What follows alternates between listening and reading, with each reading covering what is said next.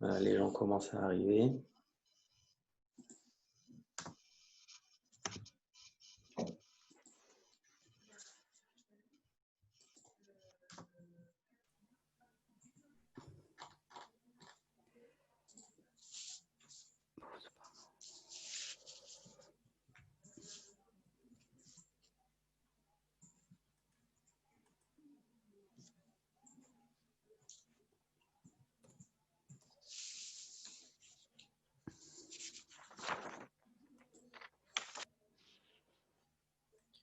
Voilà, on va pouvoir commencer.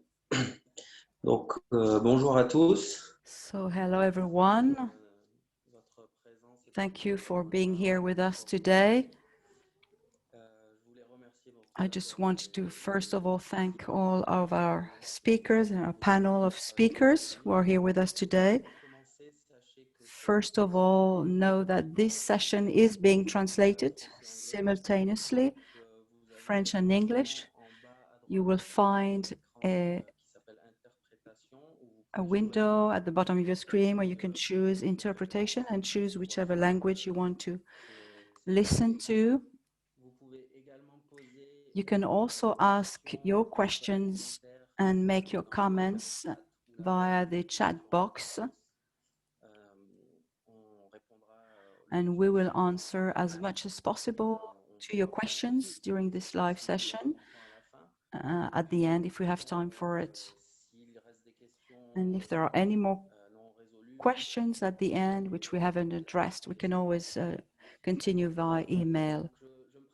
So my name is Romain Crouzet. I'm the head of the programs for Climate Change Organization. Climate Change, very quickly, is a platform, international platform that gathers various stakeholders, non-state stakeholders engaged with climate change. By non-state, we mean municipalities, local authorities, associations, researchers, companies.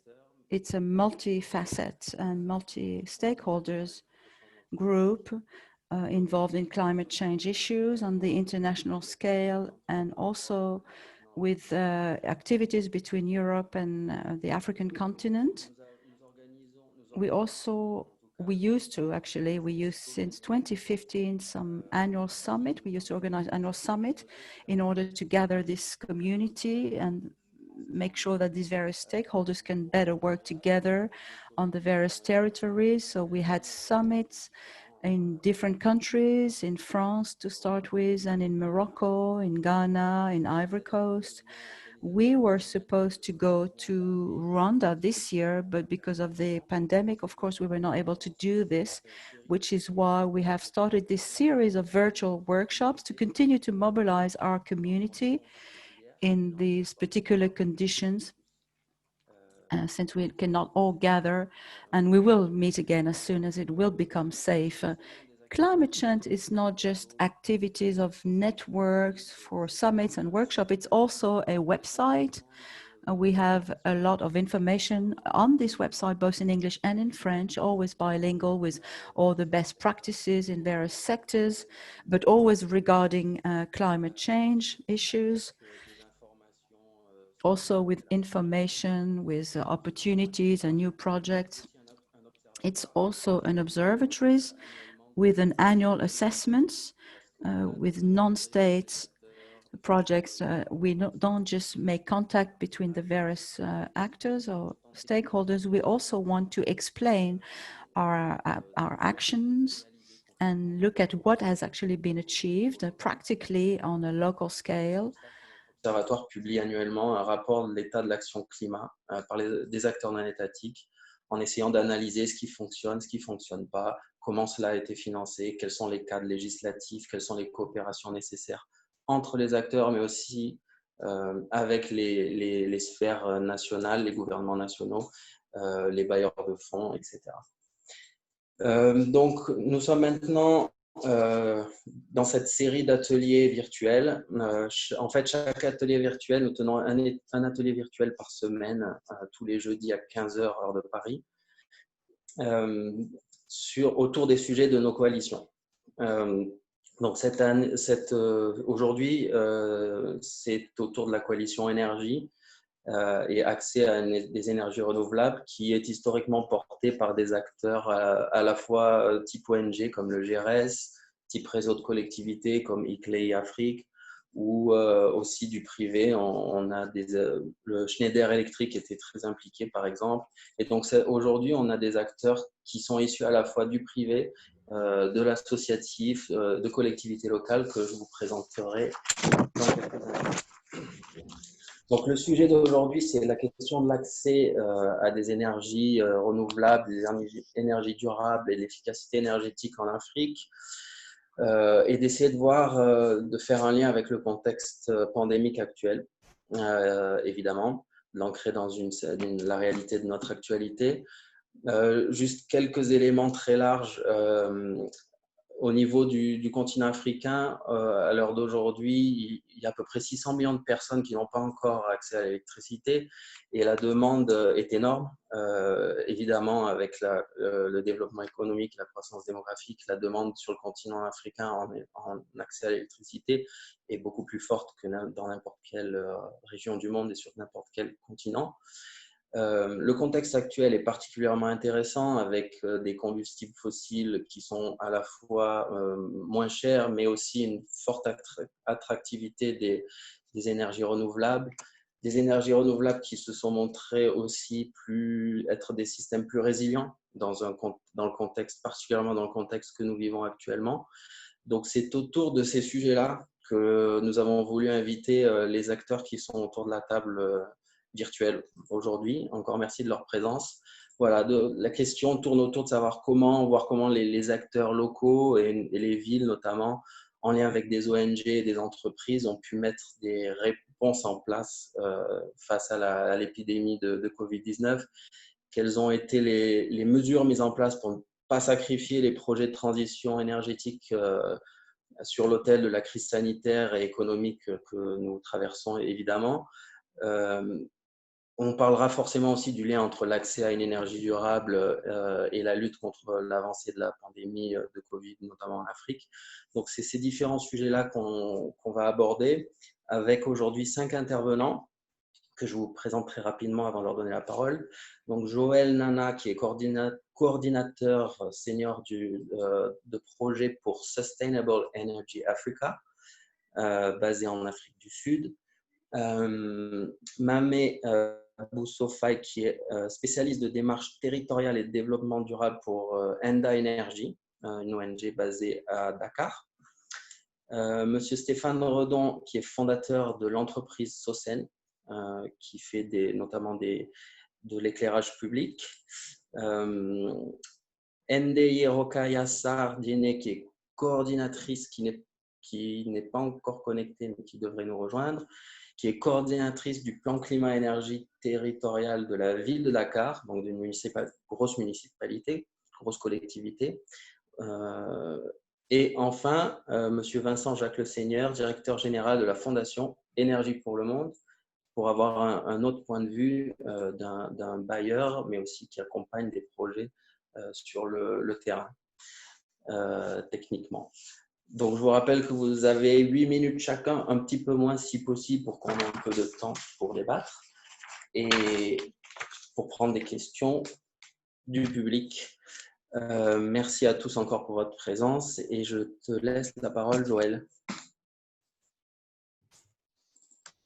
Merci Romain. Donc, moi c'est Joël Nana. Je vais juste essayer.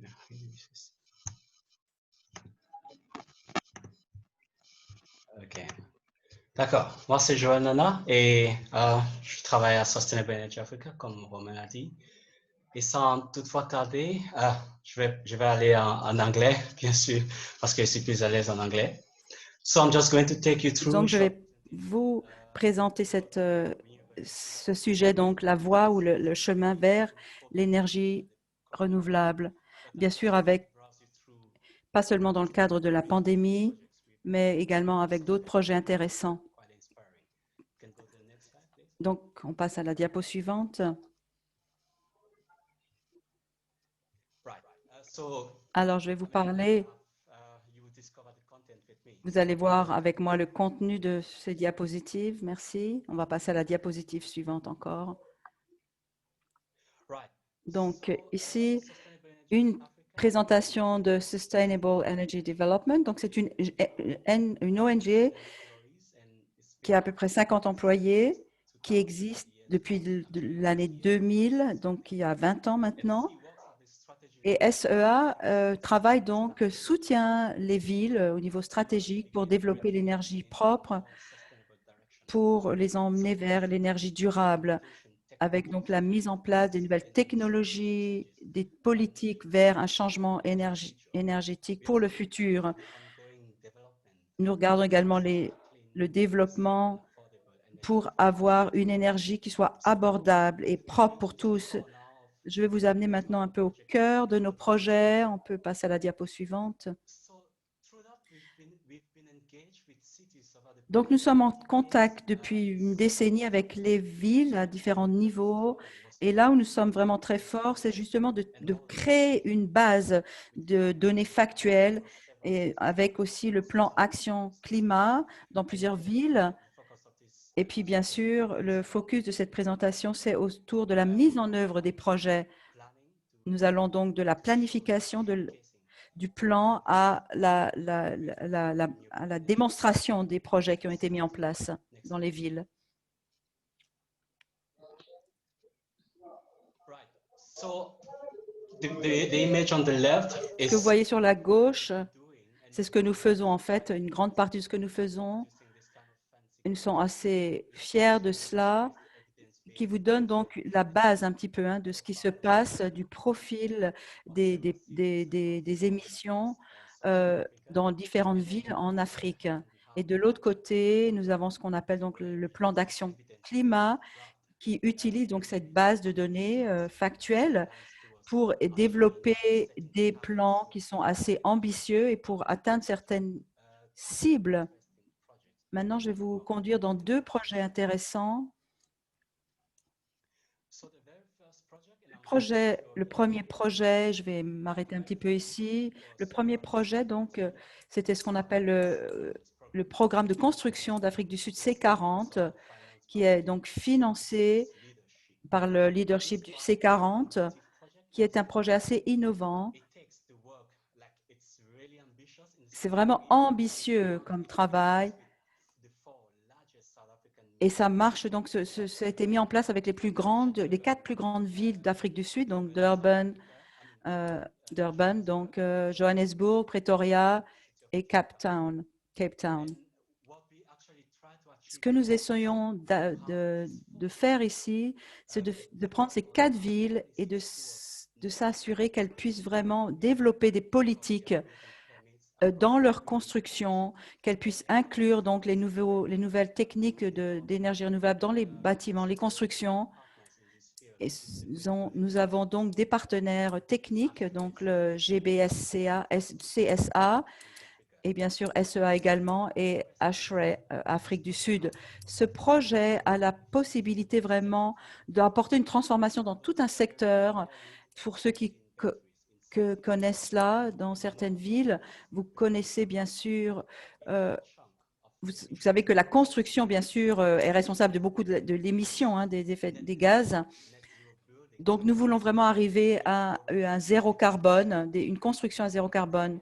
C'est ça notre cible. Et nous voulons vraiment révolutionner tout le secteur de la construction pour que tous les constructions, les bâtiments à partir de 2025 seront donc vraiment avec une empreinte carbone de zéro. Nous venons récemment d'avoir un conseil de la construction pour parler de cette cible, et nous avons donc développé un guide, pour comment construire des bâtiments avec zéro émission de carbone. Et donc nous avons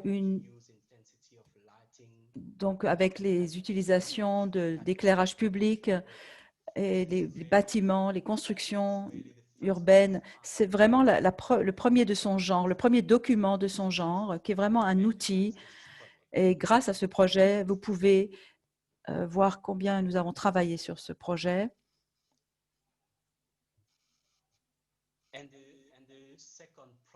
Le deuxième projet, qui est également très intéressant également, qui s'appelle donc la transition vers l'énergie durable. C'est un programme communal ou municipal. Donc, à partir de là, en Afrique du Sud, qui est un peu en avance de la plupart des autres pays d'Afrique subsaharienne, et avec une estimation de 900 mégawatts, une capacité de 900 mégawatts qui est installée dans ce qu'on appelle les SSEG, qui sont donc des installations sous forme de système photovoltaïque, qui est beaucoup plus important que la plupart des autres régions d'Afrique. Mais le problème que nous avons ici, c'est que ces systèmes sont connectés à la distribution municipale de l'électricité. Et si vous ne savez pas, c'est qu'en Afrique du Sud, peut-être vous ne le savez pas, il y a tellement d'électricité en Afrique du Sud qu'ils sont capables de les diffuser dans d'autres régions, ce qui n'est pas du tout le cas dans la plupart des autres pays d'Afrique subsaharienne. Très peu le font. Alors, parce que la plupart des villes d'Afrique du Sud donc, peuvent avoir des revenus qui proviennent de la vente de cette électricité. Nous avons donc beaucoup de clients, beaucoup d'institutions et qui s'équipent justement de systèmes photovoltaïques sur des toits à panneaux solaires et qui veulent savoir comment maintenir la qualité, comment s'assurer de la pérennité des revenus qui sont générés par cela et s'assurer que ça n'affecte pas le pays de manière négative. Donc, nous travaillons avec un partenaire qui est le SAGEN, qui est un partenaire entre l'Afrique du Sud et l'Allemagne, qui parle justement de l'intégration de ces systèmes dans des infrastructures de municipalités ou municipales. Donc, le soutien se fait par exemple, dans la formation des personnes qui travaillent dans le domaine de l'électricité pour mettre en place les processus, pour montrer ce qui est permis, ce qui n'est pas permis, également pour soutenir la tarification des nouveaux clients. Une fois qu'ils ont terminé donc d'étudier pour voir comment est-ce qu'ils peuvent mettre en place ces systèmes photovoltaïques ou pas. Donc, c'est assez utile. Ce n'est pas simplement quelque chose qui va booster donc le développement de l'énergie durable, mais qui soutient également et s'assure que cette nouvelle initiative perdure de manière positive pour que les politiques peuvent être applicables un peu partout. Donc, je suis tout à fait là, disponible pour partager davantage sur ce thème, sur ce sujet. Je suis tout à fait ouvert à vos questions. Voilà ce que j'avais à vous présenter dans ce court temps qui m'était imparti. Merci beaucoup. Merci Joël. Très intéressant. Je vais prendre un tout petit peu de temps pour revenir sur certains aspects. Bon, on voulait parler du lien avec la crise actuelle de Covid et j'ai l'impression que peut-être les acteurs qui étaient qui avaient déjà mis un pied dans la transition, notamment énergétique, finalement continuent, tu peux me contredire si c'est le cas, mais continuent à travailler dans ce sens-là malgré les conditions actuelles, peut-être en se rendant compte que notamment les systèmes d'énergie renouvelable sont plus résilients. Donc juste peut-être si jamais il y a eu un impact significatif de la situation actuelle sur le déroulement de vos projets, de nous le dire, mais aussi, je pense qu'il y a beaucoup de monde qui nous écoute qui serait intéressé de savoir un peu plus comment vous financez ce genre de projet en fait. Comment vous arrivez à mobiliser du financement sur ces projets-là, sur cet exemple sud-africain. Pour nos projets, pour le programme de construction d'Afrique du Sud, les financements donc viennent par une subvention depuis le projet C40. Et c'est grâce aussi à l'expérience que nous avons vraiment en Afrique du Sud de pouvoir travailler avec les différentes municipalités. Nous sommes vraiment dans cette posture, de pouvoir gérer l'aspect technique de ce projet. Et le deuxième projet, avec le programme partenariat avec l'Allemagne, ça vient aussi beaucoup de ce partenariat, le SAGEN. Comme je l'ai dit, il y a vraiment cet enthousiasme en ce moment, hein, ce momentum en ce moment en Afrique du Sud pour la transition énergétique. Et c'est déjà inclus dans les grands systèmes de distribution d'électricité. Donc, c'est comme ça que le besoin de ce projet s'est manifesté avec le SAGEN, donc le partenariat avec l'Allemagne, qui nous ont aidés dans la mise en place de ce projet.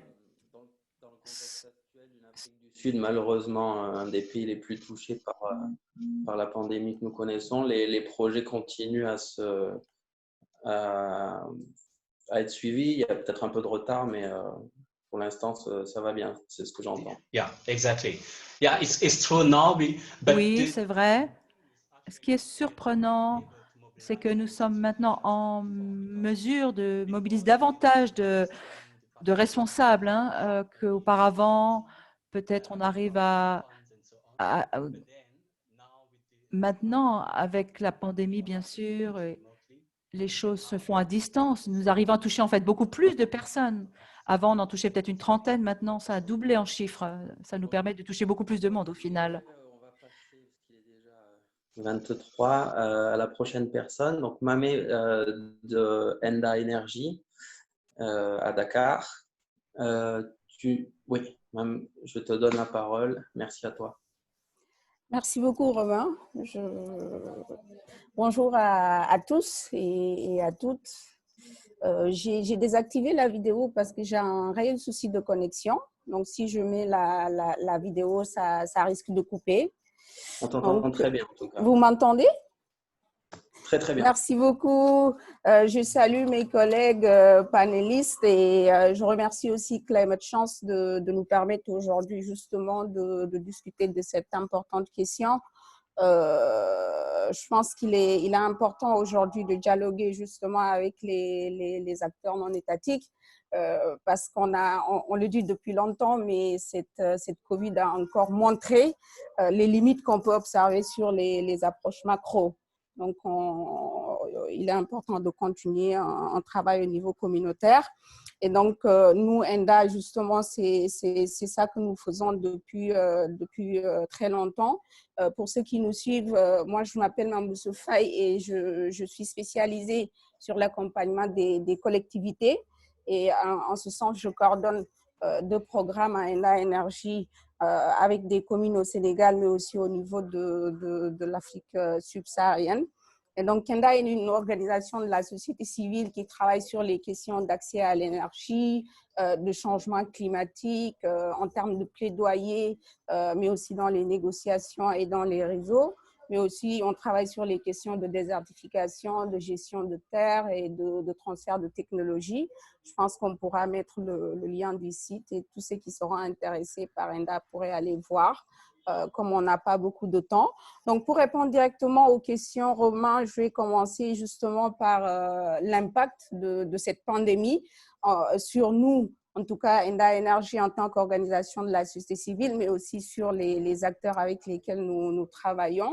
En ce qui nous concerne, je pense que Joël l'a dit tout à l'heure en répondant à votre question, on a noté que beaucoup de nos activités qui devaient justement prendre fin à la fin de cette année, beaucoup de nos projets ou programmes ont accusé du retard parce que nous, on travaille beaucoup sur le terrain et à un moment au Sénégal et je pense partout ailleurs aussi, on a arrêté les déplacements. Donc, on a été obligé de réduire le temps de travail, la rencontre avec les bénéficiaires aussi, on ne pouvait plus.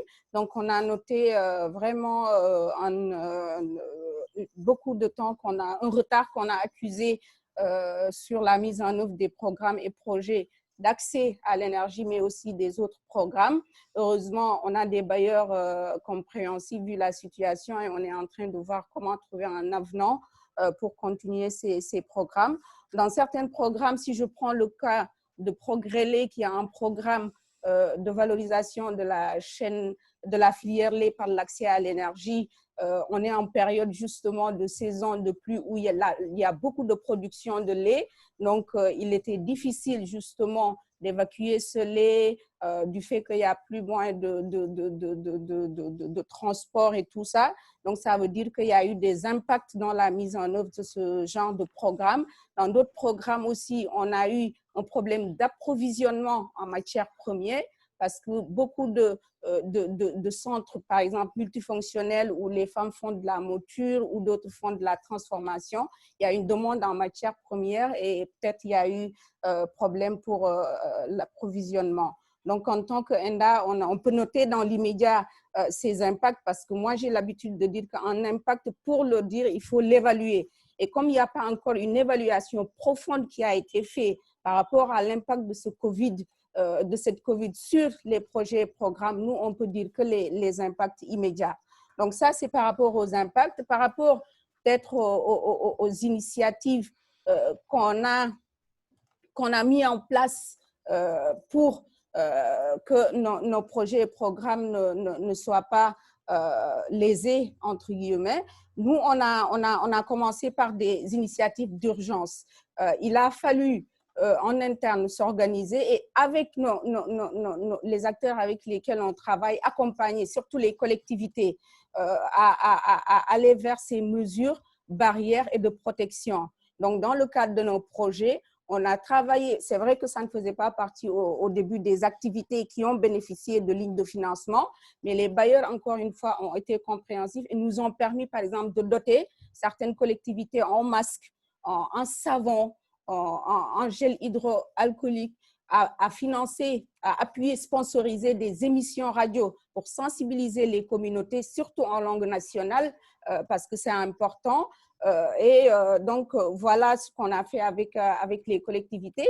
Et en faisant justement ce travail, on s'est dit, il est important que tout ce qu'on va donner aux acteurs locaux soit des produits, peut-être si ça doit être fabriqué, des masques, que ce soit fabriqué par les tailleurs au niveau des collectivités. Si c'est des savons, on a pu identifier des unités de production de savons à Malicounda, par exemple, qui étaient gérées par des femmes. On a pu les renforcer financièrement pour qu'elles produisent ces savons et qu'on a racheté pour appuyer les 5 communes avec lesquelles on travaille. Et en faisant ça, on s'est dit, aujourd'hui, est-ce que l'idée, c'est juste de travailler avec ces unités économiques et partir, ou il faut trouver un mécanisme pour leur permettre justement d'être résilients face à cette pandémie qui aujourd'hui cause des soucis et dans l'avenir causera aussi des soucis. Et c'est là où ENDA a mis en place un programme de résilience des petites unités économiques par l'accès à l'énergie, bien sûr, parce que l'accès à l'énergie, c'est notre porte d'entrée. Mais avant d'accéder à l'énergie, avant d'arriver à peut-être faire accéder à l'énergie ces gens, on s'est dit, on va peut-être essayer de renforcer leur pouvoir économique. Donc, des unités de production ont été identifiées, sachant que, Romain, en tout cas, le cas du Sénégal, beaucoup de choses que l'État a fait, les a fait avec les structures qui sont reconnues, c'est-à-dire les structures formelles. Donc, nous, on s'est dit, et ceux qui sont informels, sachant que plus de 90% des entrepreneurs sont informels, qu'est-ce qu'on fait? Et donc, nous, notre programme de résilience s'adresse à ces gens. Si ce n'est pas formalisé aujourd'hui, on va les accompagner à se formaliser et après voir comment les organiser à ce qu'ils puissent aller au-delà de ce qu'ils font aujourd'hui. Si c'est des tailleurs, on voit comment l'accès à l'énergie peut permettre à ces tailleurs d'avoir une situation plus peut-être productive. Si c'est les femmes transformatrices de savon, on est allé voir, on a vu que l'unité utilise justement l'électricité, utilise les énergies fossiles et tout. Et après, on verra comment justement cette unité les amener à utiliser les énergies renouvelables. Donc, nous, c'est ce travail qu'on a fait. À court terme, des mesures de préventif et des gestes barrières par la sensibilisation et la dotation à produits. Et à long terme, élaborer un programme de résilience des petites unités économiques. Donc, Ok. en termes de perspective, pour terminer, pour ne pas monopoliser la parole, c'est comme je l'ai dit tout à l'heure, je pense que la COVID a montré qu'il y a une réelle limite des approches macro. Et justement, peut-être Climate Chance et avec d'autres plateformes africaines pourraient voir comment aujourd'hui documenter ces approches communautaires en matière de lutte contre les pandémies qui ont émergé un peu partout. Nous, on s'est rendu compte qu'il y a énormément d'ingéniosité au niveau des acteurs locaux qui ont fait preuve de solidarité, qui ont fait preuve d'imagination pour s'adapter à la situation, mais aussi cette pandémie a montré que les collectivités aujourd'hui doivent intégrer la gestion des risques dans la planification. On parle beaucoup de planification énergie-climat. Heureusement, de plus en plus, on rajoute le risque. Mais les collectivités avec lesquelles on a travaillé, on dit que oui, cette pandémie nous a montré que dans nos planifications futures, il faudra qu'on intègre ces questions de lutte contre les pandémies. Donc, je m'en arrête là et je reste disponible pour des questions. Merci, Mam. C'est vrai que le temps passe vite, mais ce que je retiens finalement de cette intervention, au-delà de la question énergétique, hein, c'est aussi l'importance du travail communautaire et au niveau très très local finalement et que les acteurs qui étaient déjà dans la transition auparavant ont finalement fait preuve de plus de résilience dans le contexte actuel. Et je retiens aussi un rôle important des associations locales comme peuvent l'être ENDA, qui a une certaine reconnaissance nationale et internationale dans finalement l'accompagnement peut-être des informels qui aussi est important de faire. Et sur le rôle des collectivités aussi dans tout ça, mais on pourrait y revenir sur le rôle des collectivités dans la planification de la résilience. Avec Rokhaya qui interviendra un peu après, justement, qui nous parlera un peu de ce sujet-là. Merci, Mam. Je vais passer la parole maintenant à Stéphane Redon, donc le fondateur de SOCEN, qui facilite et supervise des projets durables à impact positif en Afrique, et notamment des projets d'éclairage public solaire pour des collectivités africaines. Merci, Stéphane. Merci. On m'entend bien? C'est bon? Parfait. Très bien. Merci encore aussi à toi de nous avoir invités à cette présentation. Donc, le but, de notre intervention est surtout de parler d'abord d'un projet concret qui est mené en Afrique de l'Est, dont la philosophie est de pouvoir effectivement accompagner des collectivités africaines dans leur enjeu de développement de l'éclairage public.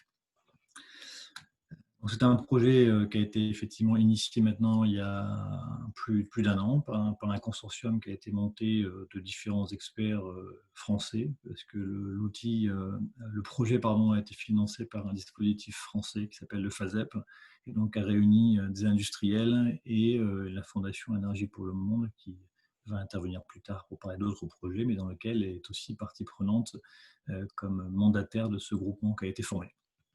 L'idée, effectivement, c'était donc de pouvoir essentiellement accompagner des collectivités africaines qui ont effectivement un vrai enjeu d'abord d'infrastructure. Donc, tout ce projet-là s'intègre d'abord dans une question, alors on ne peut pas d'efficacité énergétique. Dans ce cas-là, effectivement, c'est aussi un mix entre l'efficacité énergétique et l'accès à l'énergie, parce que l'éclairage public, traditionnellement, se fait à travers des équipements qui sont raccordés au réseau. Mais effectivement, la question d'abord de la présence du réseau électrique et de la qualité du réseau électrique fait que bon nombre de collectivités en Afrique ont un problème tout simplement d'accès à l'énergie pour pouvoir équiper donc leur ville. La donnée effectivement de base, qui est maintenant assez connue par rapport à différents audits qui ont été faits par différentes organisations, c'est qu'habituellement, une ville typiquement en Afrique est éclairée à moins de 8%, moins de 8% de la population, disons moins de 10% de la population est couverte par de l'éclairage public. Donc il y a des enjeux effectivement qui sont ce déficit d'infrastructure, mais ici et surtout accompagner ces collectivités à développer un savoir-faire technique, des accès au financement et à gérer le nerf de la guerre, qui est de dire, une fois qu'ils ont quand même un service d'éclairage, comment on fait pour pouvoir le financer et financer aussi et d'abord au moins ses coûts de maintenance. Donc les impacts, ce sujet est un sujet vraiment important pour les collectivités parce qu'elles abordent différentes problématiques. Les trois principales sont effectivement de pouvoir, grâce à l'éclairage, améliorer les conditions de sécurité. Là aussi, des études ont montré que les impacts au niveau effectivement des violences qu'il peut y avoir, mais effectivement des accidents aussi de la route par exemple, sont notables. Effectivement, elle permet aussi le développement d'une activité nocturne qui peut être économique et sociale, et permettre effectivement à travers aussi ces infrastructures donc, et ces activités nouvelles de développer des opportunités, de développer de l'activité et donc de l'emploi. Ce projet, dans son caractère, on va dire, innovant, est assez particulier parce que l'objectif n'étant pas uniquement de montrer que la technologie existe, elle est surtout effectivement de pouvoir derrière réfléchir à un montage contractuel et des outils de financement qui permettraient à ces collectivités d'avoir une solution qui est durable. Donc la durabilité passe effectivement par trois principes assez classiques, mais qu'il est toujours bon de rappeler. C'est qu'un bon projet, d'abord, part d'un besoin et d'une étude qui est faite en amont pour bien trouver un équilibre entre, quelque part, le besoin et les capacités qu'auront la collectivité à pouvoir ensuite gérer cette infrastructure. Ensuite, donc, au-delà de tout le service et le design que l'on fait avec leur contribution, c'est effectivement trouver une solution adaptée, effectivement celle qui a été retenue, et de prendre l'avantage d'un gisement solaire généralement important en Afrique, donc de privilégier, même si ce n'est pas forcément la solution unique, en tout cas de privilégier de l'éclairage autonome solaire pour répondre à ces difficultés d'accéder à un réseau fiable. Mais encore une fois, au-delà de la technologie, c'est surtout de se dire comment est-ce qu'on peut aider les collectivités dans le financement du projet et dans sa gestion dans le temps. Parce que ce qu'on essaie de prouver, c'est qu'aujourd'hui, il est tout à fait possible de développer des réseaux qui vont durer au moins 10 ans, et à travers la réflexion d'un modèle de type BOT, c'est bien de à la fois apporter des outils de préfinancement et de pouvoir ensuite convertir ce financement dans une sorte d'offre de service d'éclairage qui permet aux collectivités, au lieu de payer l'investissement sur 10 ans, mais plutôt un service tous les ans qui permet à la fois, entre guillemets, d'étaler la facture sur 10 ans, mais surtout de leur garantir une qualité de service, puisque le principe est après de dire si le service n'est pas rendu, la collectivité ne serait pas en obligation de payer pour ce service non apporté. Voilà. La dimension du projet est une dimension d'abord sur un pays qui est donc l'Ouganda. L'Ouganda parce qu'il y a effectivement déjà une dynamique et une vraie problématique, on va dire, publique et gouvernementale de pouvoir effectivement travailler entre autres sur un plan d'aménagement sur toute la ville de Kampala, qui va être un peu le miroir et en tout cas l'expérience qu'on veut mener pour montrer après sa réplicabilité d'abord dans la zone d'Afrique de l'Est, puisqu'effectivement l'Ouganda est un pays dans lequel on peut facilement ensuite rayonner sur la zone, mais aussi qu'on espère être un démonstrateur pour voir quel genre d'ajustement serait nécessaire, puisqu'on essaie de montrer quand même que ce modèle-là, qui est un modèle pas spécifique à l'Ouganda, mais qu'on pourrait dupliquer effectivement dans d'autres collectivités. Le projet donc, est financé par le gouvernement français en grande partie, impliquant donc, des sociétés françaises, mais effectivement des partenaires locaux, puisque dans l'aspect que j'ai mentionné, études et surtout après maintenance, ces projets-là, on essaie d'en profiter pour faire augmenter les gens en capacité de pouvoir effectivement ensuite développer ses propres projets.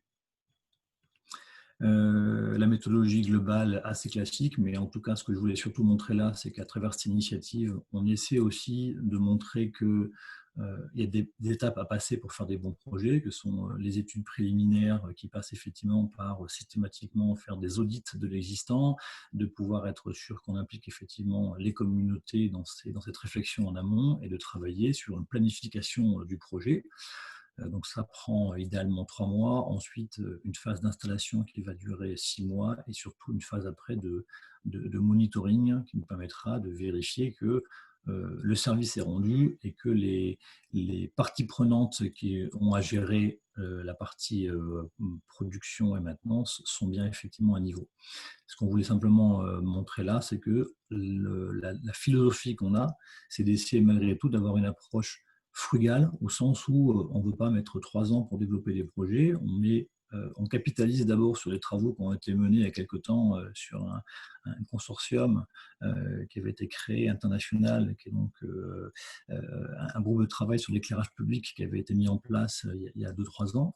Et on essaie de montrer qu'aujourd'hui, les cycles de projet peuvent être très rapides pour montrer aux collectivités qu'aujourd'hui, ce qu'on essaie d'avoir, c'est des résultats rapides et des résultats durables. Le business model, rapidement, c'est effectivement, comme je l'ai évoqué, un des points clés, c'est de dire que ce qu'on essaie de gérer, c'est après comment, à travers un premier projet qu'on va appeler pilote, la collectivité peut s'accaparer cette méthodologie pour ensuite soit financer des projets, complètement autofinancer des projets par rapport à des fonds publics assez traditionnels. Mais le travail qu'on essaie de faire, c'est de montrer comment on peut accompagner les collectivités à développer leurs propres sources de financement à travers aussi des mécanismes locaux, effectivement, de pouvoir renforcer tout ce qui est quelque part collecte de taxes, comme il peut exister effectivement en Europe, sur des ajouts, on va dire, de taxes d'éclairage public, qui est un bien collectif sur des factures énergétiques, ou développer des sources un peu plus nouvelles de revenus, ou flécher des revenus un peu nouveaux, que sont par exemple tout ce qui est la publicité dans les villes africaines.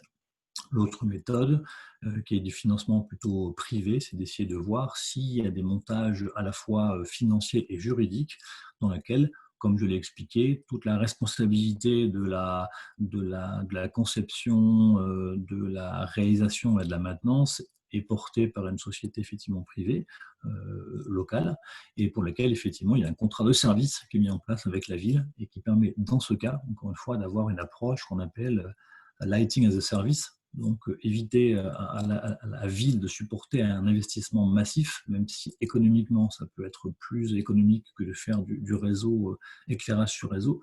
Mais comme elle n'a pas cette capacité parfois d'endettement, plutôt lui porter, on va dire, une facture qui correspond à du service qu'on apporte chaque année.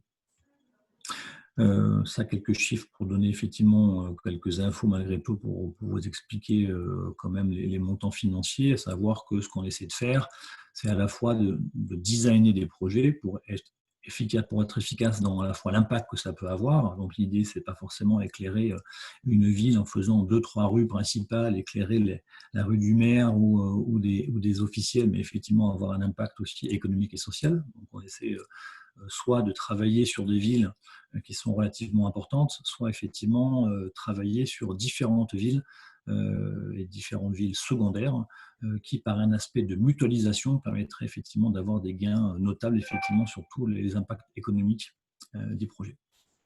Okay. L'aspect un peu maintenant dimension Covid qu'on va aborder là, c'est de dire que c'est sûr que derrière, quand on a démarré ce projet, la vision très claire, c'était que l'éclairage public était une sorte de première brique dans des besoins qu'avaient des villes, et dans cet aspect effectivement Covid qui est apparu, on s'est aperçu qu'effectivement c'était une première brique, mais des besoins nouveaux à la fois sont apparus. Donc ce qu'on essaie de faire surtout dans cette aussi démarche et méthodologie, c'est de voir comment on capitalise pour accompagner des collectivités dans d'autres services que effectivement l'éclairage.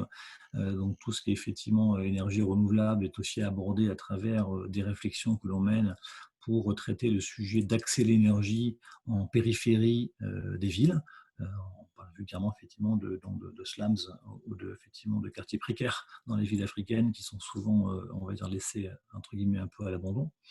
Il y a des projets effectivement qui traitent après d'infrastructures de sport qui permettent grossièrement de pouvoir aussi on va dire, s'occuper des jeunes et développer des projets d'entrepreneuriat sur des thématiques à la fois de santé et d'activité effectivement, on va pas appeler ça pas industriel, mais on va dire de services.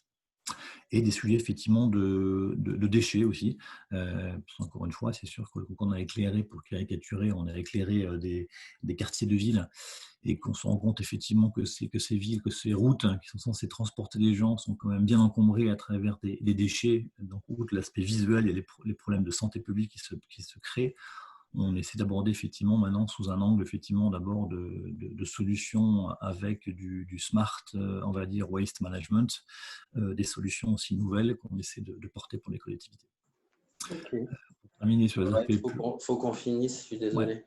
Purement donc opérationnel, j'ai essayé de résumer là effectivement quels ont été nous les problèmes effectivement qu'on a surtout rencontrés. Donc dans ces projets-là, depuis maintenant environ 6 mois, l'impact de Covid a fait qu'opérationnellement, effectivement, les projets sont compliqués parce qu'on travaille, nous, essentiellement de nuit à visiter les sites et les problèmes de couvre-feu fait qu'effectivement, on a essayé de développer, nous, des problématiques où on fait de la collecte de données avec pas mal d'outils informatiques pour effectivement répondre au manque de disponibilité de nos staffs pour tourner dans la ville. Un problème effectivement globalement après de reprogrammation du projet dans ces tâches pour qu'aujourd'hui on prenne en compte les administrations qui malheureusement toutes n'ont pas encore redémarré. La préférence que l'on donne de plus en plus maintenant à empower, on va dire, à solliciter des partenaires locaux puisque les experts qui devaient participer à ces projets ne peuvent pas visiter effectivement et ne peuvent plus rentrer en Ouganda jusqu'à nouvel ordre. Et effectivement, un aspect globalement, je terminerai là-dessus, de dire que, à travers aussi la communication qu'on donne sur ce projet, c'est de pouvoir avoir la vision de capitaliser d'ici la fin d'année sur ce que l'on fait pour pouvoir ensuite avoir une démarche collective, de pouvoir accompagner les collectivités, mettre en place un système un peu d'appel à la proposition pour qu'on puisse après à la fois référencer un maximum de collectivités et mettre en place des outils aussi financiers d'accompagnement pour ces collectivités pour diagnostiquer leurs besoins à travers un mécanisme de financement des audits qu'on va mettre en place. Voilà. Merci Stéphane.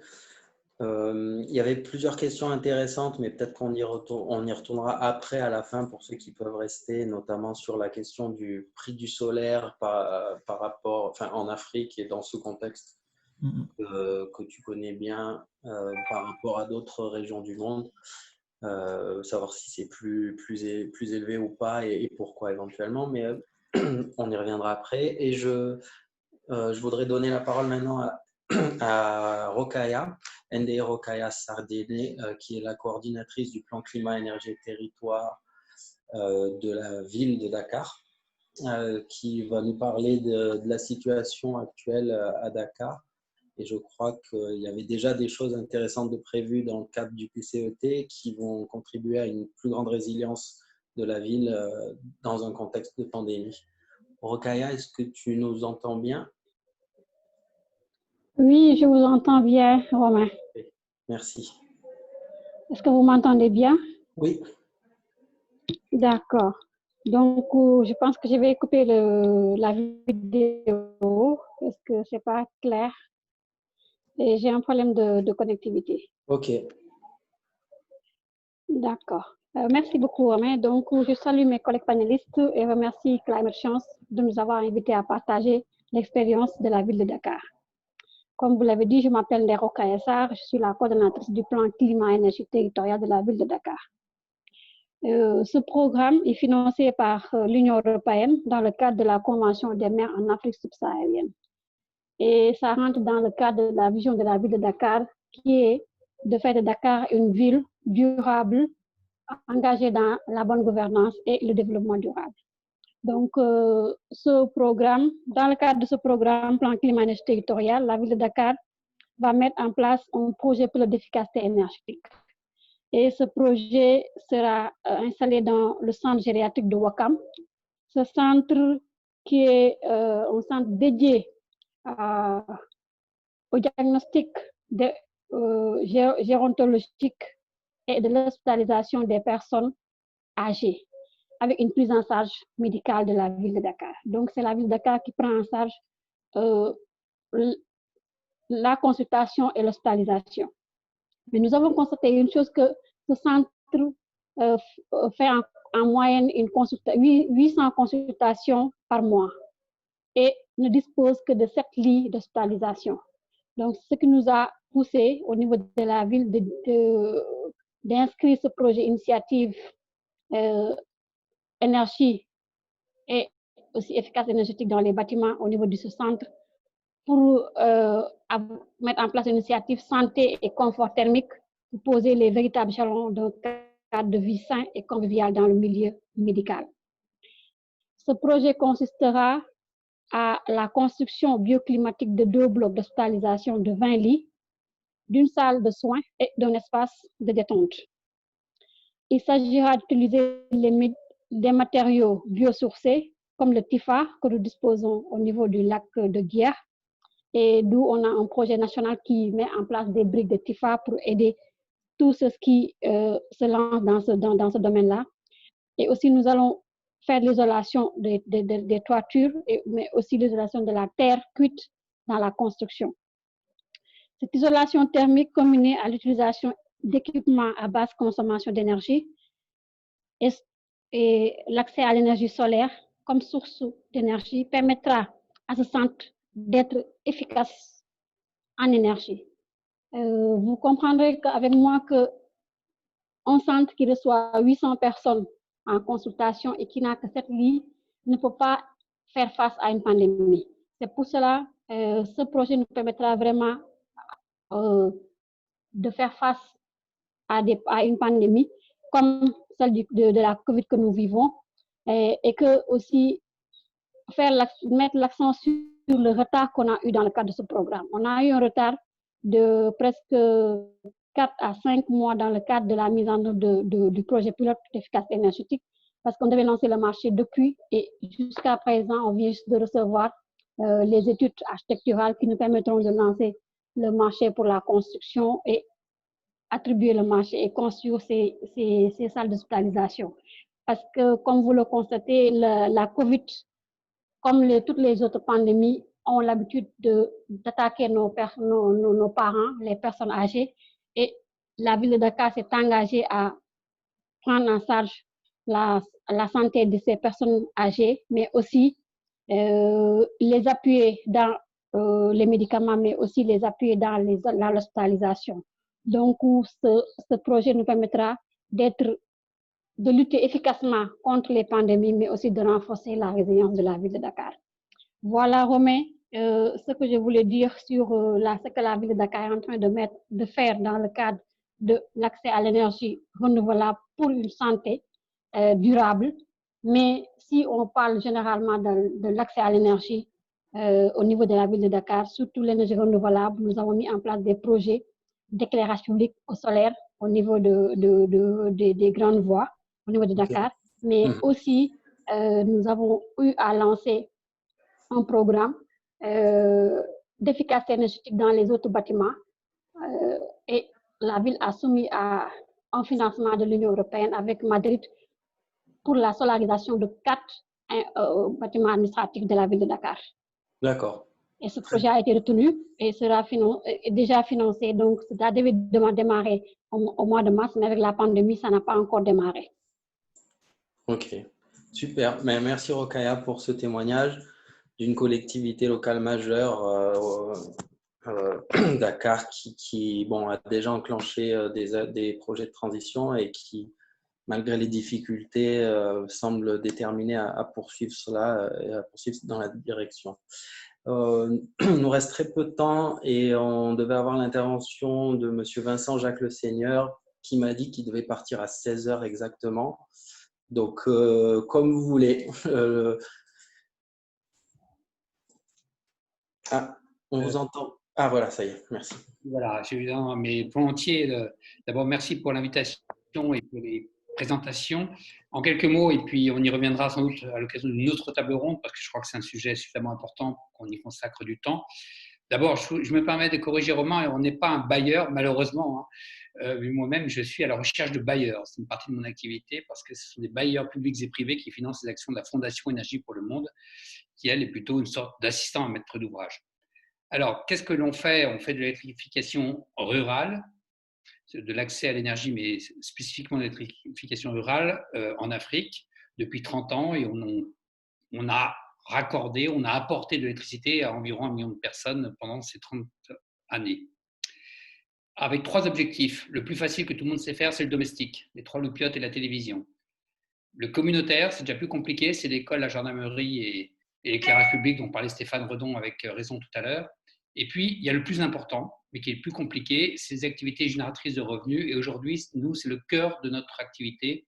Nous faisons plutôt des mini-réseaux solaires dont la finalité, c'est avant tout que ça permette le développement, et le développement permettra donc du revenu qui lui-même permettra d'assurer les frais de cette consommation électrique. Donc ça, c'est le modèle. Alors, la question, je réponds à la question qui était posée, c'est le Covid. Parce que c'est quand même une question essentielle.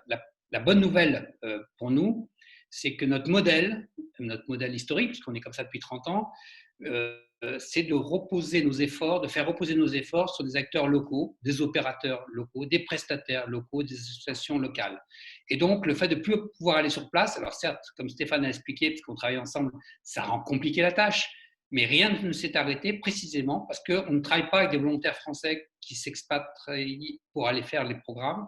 On travaille avec des opérateurs qui sont déjà sur place. Donc, j'allais dire le Covid, malheureusement peut-être, mais le Covid a un peu conforté notre modèle qui est de faire monter les compétences plutôt que d'exporter nos compétences à nous.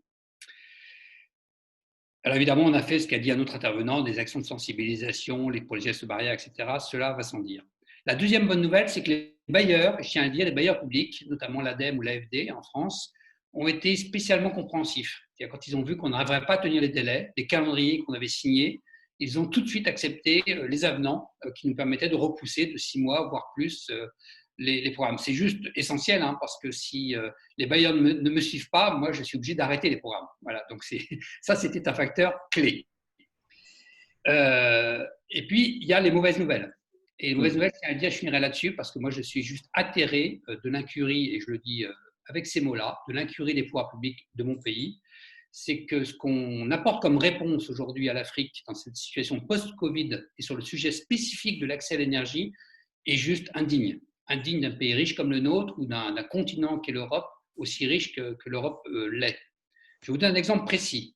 Le ministère des Affaires étrangères a lancé un appel à projets, c'était au début de l'été, si mes souvenirs sont bons, via COSUD, en disant si vous avez des projets qui sont prêts, on est prêt à les booster et à mettre 3 francs 6 sous sur ces projets.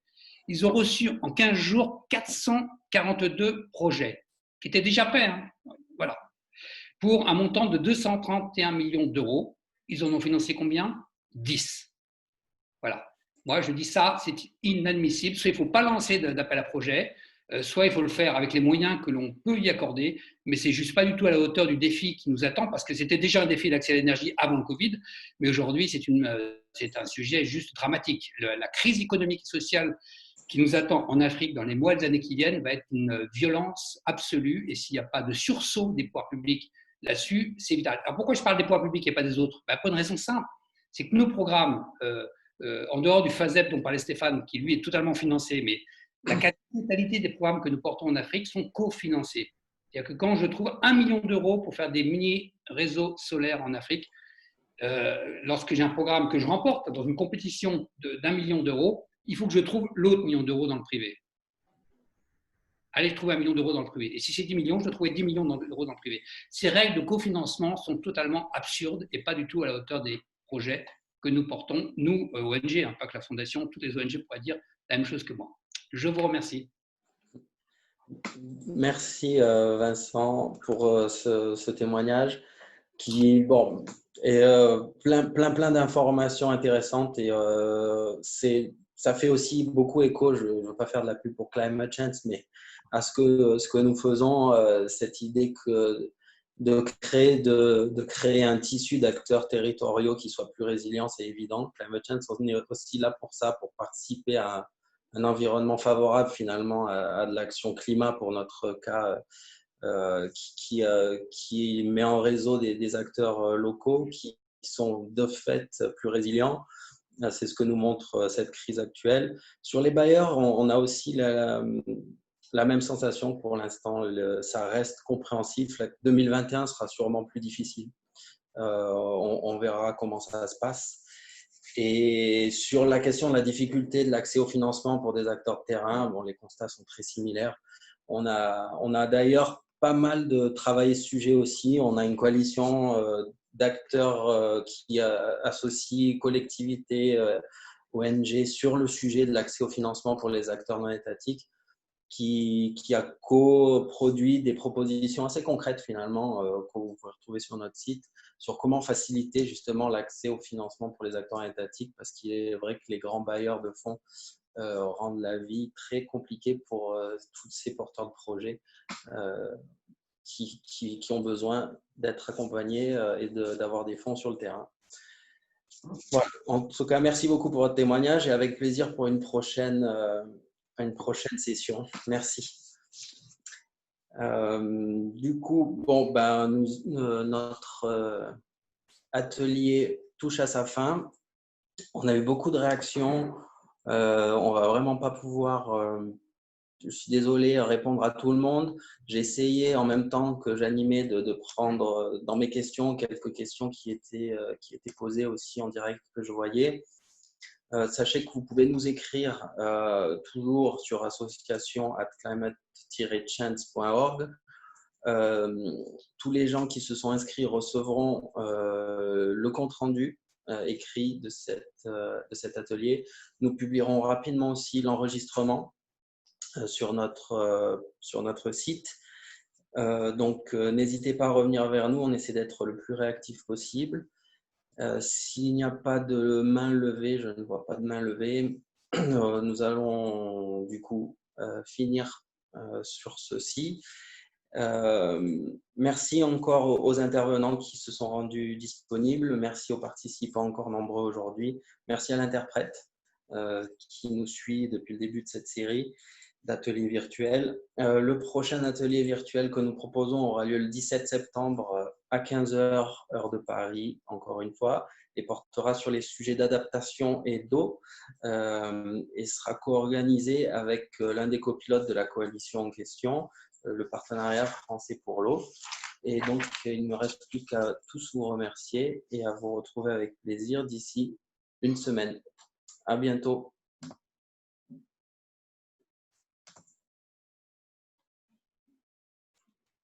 À bientôt, Romain, et merci encore. À bientôt, Romain. Merci.